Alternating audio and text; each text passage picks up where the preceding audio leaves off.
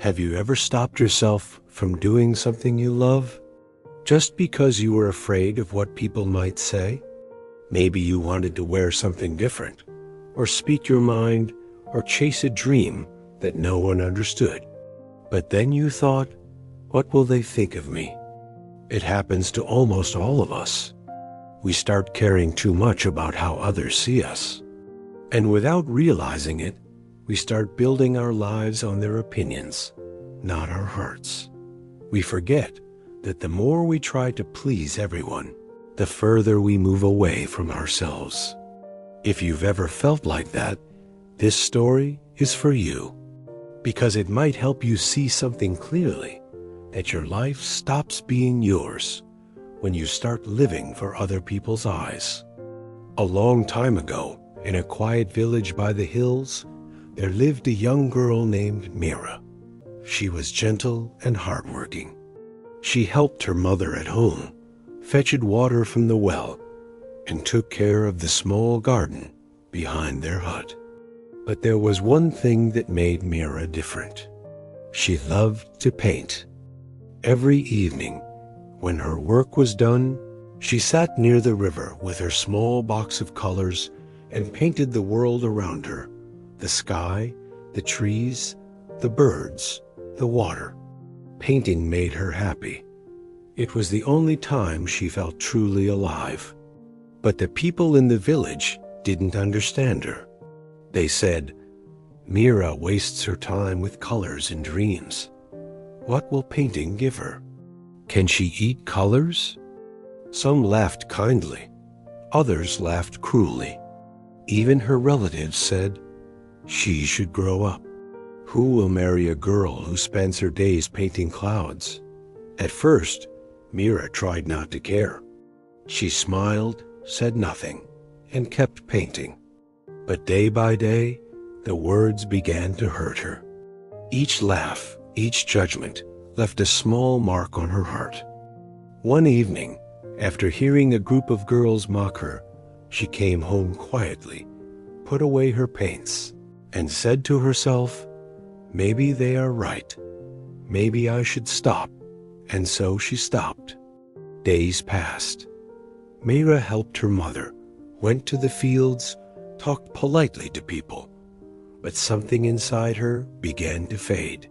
Her smile grew smaller. Her eyes lost their light.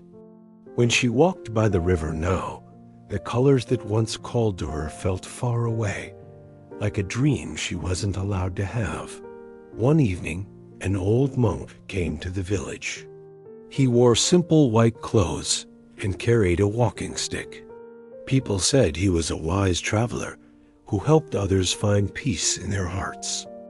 The villagers gathered around him, asking for advice. Mira stood at the edge of the crowd, listening quietly. Something about his calm voice gave her courage. When the crowd left, she walked closer and said softly, "Master, I need your help. I used to love painting, but people laughed at me. They said it was useless. I tried to ignore them, but now I feel lost. How can I live happily when everyone keeps judging me?" The monk looked at her kindly. He didn't answer right away. Instead, he pointed toward the trees and asked, "Do you hear that?" Mira listened. It was the wind moving through the branches. "Yes," she said. The monk smiled gently. "Tell me, does the wind stop when someone tells it to?" Mira shook her head. "No, master. The wind moves as it wants." "Exactly," said the monk. "The wind belongs to no one. It doesn't ask permission to blow. It doesn't worry if people like it or not. Sometimes it's gentle, sometimes strong, but it always moves." He looked into her eyes and said, "You, child, are like the wind, but you have forgotten who you are. You've given your freedom to the people around you. Their opinions became your cage." Mira asked quietly, "But what if they keep talking about me?" The monk smiled. "Let them talk. People talk about the sun being too hot and the rain being too wet. But the sun still shines, and the rain still falls. If you live to please everyone, you'll never live at all. He picked up a dry leaf from the ground and said, "Be like the wind, not the leaf. The leaf moves where others push it. The wind moves where its heart leads it." Then he added one last thing. Stop asking for permission to be yourself. That night, Myra couldn't sleep. The monk's words echoed in her heart. When the first light of dawn touched the sky, she quietly took out her old paints and walked to the river.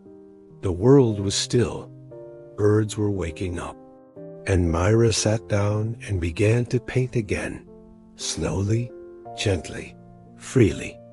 People passed by and whispered, "She's painting again." She never learns. But Myra didn't stop. For the first time, their voices didn't hurt her. She painted the rising sun, the clear river, and the soft light on the hills. And while she painted, she smiled. A real smile, the one she had lost. From that day, she painted every morning. And something strange began to happen. The same people who once laughed at her started to admire her work. Children watched her with wonder. Even the elders said, "Her colors bring peace to the heart." Weeks later, Myra went to thank the monk, but he had already left the village. On the stone where he had sat, she found words carved with a stick. The wind never asks for approval. It just moves.